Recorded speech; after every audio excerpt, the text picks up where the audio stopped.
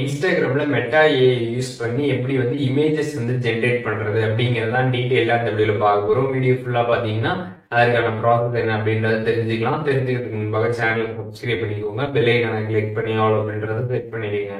வீடியோக்குள்ள போகலாம். Instagram app open பண்ணிடுங்க. ஓப்பன் பண்ணிட்டு மெசேஜ் செக்ஷன் போனீங்கன்னா அங்கே வந்து மெட்டா ஏஐ அப்படின்ட்டு வந்து இருக்கும். ஜஸ்ட் அதை கிளிக் பண்ணிக்கோங்க. கிளிக் பண்ணாமல் மெட்டா ஏஐ வந்து ஓப்பன் ஆகிடும். இதில் வந்து உங்களுக்கு என்ன இமேஜஸ் வேணாலுமே நீங்கள் ஈஸியாக பார்த்தீங்கன்னா ஜென்ரேட் வந்து பண்ணிக்க முடியும்.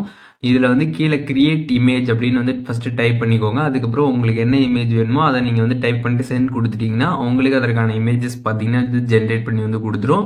உங்களுக்கு எந்த இமேஜ் வேணுனாலுமே நீங்கள் வந்து இதில் ஜென்ரேட் பண்ணிக்கலாம். பட் வந்து அது என்னன்னு என்ட்ரு பண்ணுறதுக்கு முன்பாக கிரியேட் இமேஜ்னு போட்டு அதுக்கப்புறம் நீங்கள் அதை வந்து உங்களுக்கு என்ன தேவையோ அதை டைப் பண்ணி சென்ட் பண்ணிட்டீங்கன்னா உங்களுக்கு சென்ட் பண்ணிடும். அதுக்கப்புறம் நீங்கள் அதை கிளிக் பண்ணிட்டு அங்கே பார்த்தீங்கன்னா அந்த டவுன்லோட் ஆப்ஷன் இருக்கும். அதை கிளிக் பண்ணி டவுன்லோட் பண்ணிட்டீங்கன்னா உங்களோட கேலரிலே பார்த்தீங்கன்னா வந்து சேவ் ஆகிடும். ஸோ இதே மாதிரி பார்த்தீங்கன்னா எவ்வளோ இமேஜஸ் வேணாலுமே பார்த்தீங்கன்னா நீங்கள் ஈஸியாக வந்து ஜென்ரேட் வந்து பண்ணிக்க முடியும். இந்த வீடியோ உங்களுக்கு யூஸ்ஃபுல்லாக இருந்துச்சுன்னா லைக் பண்ணிடுங்க. இதில் எதுவும் டவுட் இருந்துச்சுன்னா கண்டிப்பாக கமெண்ட்ஸில் மென்ஷன் பண்ணுங்கள். எல்லாருக்குமே ரிப்ளை பண்ணுறேன்.